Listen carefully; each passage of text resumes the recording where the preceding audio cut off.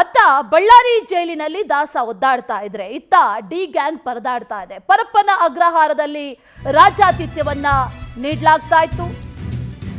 ಹಿಂಡಲಗ ಜೈಲಲ್ಲಿ ವಿಲವಿಲ ಜೈಲಿನಲ್ಲಿ ನಿದ್ದೆ ಮಾಡದೆ ಪರದಾಡ್ತಾ ಇದ್ದಾನೆ ಆರೋಪಿ ಪ್ರದೋಷ್. ಪರಪ್ಪನ ಅಗ್ರಹಾರದಲ್ಲಿ ರಾಜ್ಯಾತಿಥ್ಯವನ್ನ ದರ್ಶನ್ ಅಂಡ್ ಗ್ಯಾಂಗ್ ಪಡಿತಾ ಇದ್ರು. ಆದ್ರೆ ಒಬ್ಬೊಬ್ರು ಒಂದೊಂದು ಕಡೆಯಲ್ಲಿ ಈಗ ಇದ್ದಾರೆ. ಹಿಂಡಲಗ ಜೈಲಿನಲ್ಲಿ ಪ್ರದೋಷ್ ಇದ್ದಾರೆ.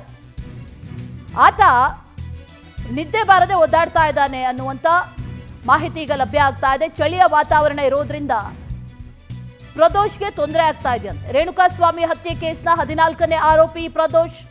4 ದಿನಗಳಿಂದ ಸರಿಯಾಗಿ ಊಟವನ್ನ ಕೂಡ ಆರೋಪಿ ಪ್ರದೋಷ್ ಮಾಡಿಲ್ಲ. ಚಳಿ ಇರೋದ್ರಿಂದ ಒದ್ದಾಡ್ತಾ ಇದ್ದಾನೆ. ಅಲ್ಲಿನ ವಾತಾವರಣ ಒಂದಷ್ಟು ಸೆಟ್ ಆಗೋದಕ್ಕೆ ಟೈಮ್ ಬೇಕಾಗುತ್ತೆ. ಬೆಂಗಳೂರಲ್ಲಿ ಇದ್ದಂಥವ್ರು, ಜೊತೆಗೆ ಪರಪ್ಪನ ಅಗ್ರಹಾರದಲ್ಲಿ ಸುಮಾರು 70 ದಿನಗಳಿಗೂ ಅಧಿಕ ಕಾಲ ಕಳೆದಿರುವಂಥವ್ರು. ಹಾಗಾಗಿ ಆನಂತರದಲ್ಲಿ ಶಿಫ್ಟ್ ಮಾಡಿದ ನಂತರದಲ್ಲಿ ಒಂದಷ್ಟು ದಿನ ಬೇಕಾಗುತ್ತೆ. ಹಾಗಾಗಿ ಹಿಂಡಲಗ ಜೈಲಿಗೆ ಶಿಫ್ಟ್ ಮಾಡಲಾಗಿದೆ. ಈಗ ಅಲ್ಲಿ ಚಳಿ ಒಂದು ಕಡೆ, ಮತ್ತೊಂದು ಕಡೆಯಲ್ಲಿ ಒಂದಷ್ಟು ಆರೋಗ್ಯ ಸಮಸ್ಯೆಗಳು ಇದೆಲ್ಲ ಇರೋದ್ರಿಂದ ನಿದ್ದೆ ಬಾರದೆ ಓದಾಡ್ತಾ ಇದ್ದಾನೆ. ಊಟ ಕೂಡ ಸರಿಯಾಗಿ ಮಾಡ್ತಾ ಇಲ್ಲ ಅನ್ನುವಂಥ ಮಾಹಿತಿ ಲಭ್ಯ ಆಗ್ತಾ ಇದೆ. ಮತ್ತಷ್ಟು ಡೀಟೇಲ್ಸ್ ಅನ್ನ ನೀಡ್ತಾರೆ ನಮ್ಮ ಪ್ರತಿನಿಧಿ ಮಂಜುನಾಥ್ ಪಾಟೀಲ್. ದೂರವಾಣಿ ಸಂಪರ್ಕದಲ್ಲಿದ್ದಾರೆ. ಮಂಜುನಾಥ್, ಗಮನಿಸ್ತಾ ಇದ್ದೀವಿ ಒಂದು ಕಡೆಯಿಂದ ಪರಪ್ಪನ ಅಗ್ರಹಾರದಿಂದ ಇಡೀ ಗ್ಯಾಂಗ್ ಏನಿದೆ ಅದು ಎಲ್ಲಾ ಕಡೆಗಳಲ್ಲೂ ಈಗ ಚದುರಿ ಹೋಗಿದೆ. ಹಿಂಡಲಗ ಜೈಲಿನಲ್ಲಿದ್ದಾನೆ ಪ್ರದೋಷ್. ಸದ್ಯಕ್ಕೆ ಏನೇ ಅಪ್ಡೇಟ್ಸ್ ಲಭ್ಯ ಆಗ್ತಾ ಇದೆ ವಿಚಾರಕ್ಕೆ ಸಂಬಂಧಪಟ್ಟಂತೆ?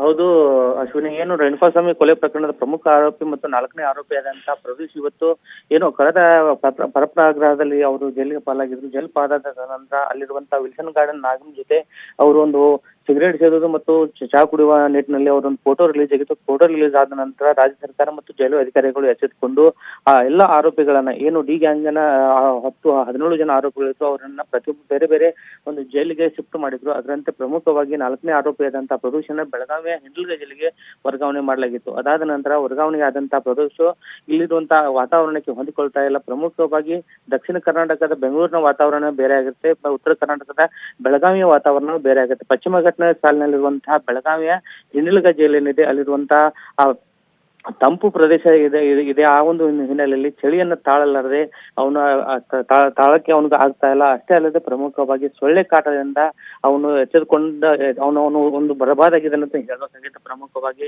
ನನಗೆ ಸೊಳ್ಳೆ ಕಾಟ ಆಗದೆ ಇದೆ, ನನಗೊಂದು ಪ್ರಮುಖವಾಗಿ ಸೊಳ್ಳೆ ಪರದೆಯನ್ನು ಕೊಡಿ ಅಂತ ಹೇಳಿ ಜೈಲಾಧಿಕಾರಿ ಬಳಿ ಒಂದು ಮನವಿ ಕೊಟ್ಟನು ಸಹ ಜೈಲಾಧಿಕಾರಿ ಯಾವುದೇ ಕಾರಣಕ್ಕೂ ಸೊಳ್ಳೆ ಪರದೆ ಕೊಡಕ್ಕಾಗಲ್ಲ ಅಂತ ಹೇಳಿ ಅವನಿಗೆ ಹೇಳಿದ್ದಾರೆ. ಇದರಿಂದ ರೋಷಿ ಹೋಗದಂತ ಪ್ರದೇಶ ಮುಂದಿನ ದಿಕ್ಕು ಕಾಣಲ್ಲದೆ ಇವತ್ತು ಒದ್ದಾಡ್ತಾ ಇದ್ದಾನೆ ಅಂತ ಹೇಳ್ಬೇಕಾಗತ್ತೆ ಅಶ್ವಿನಿ.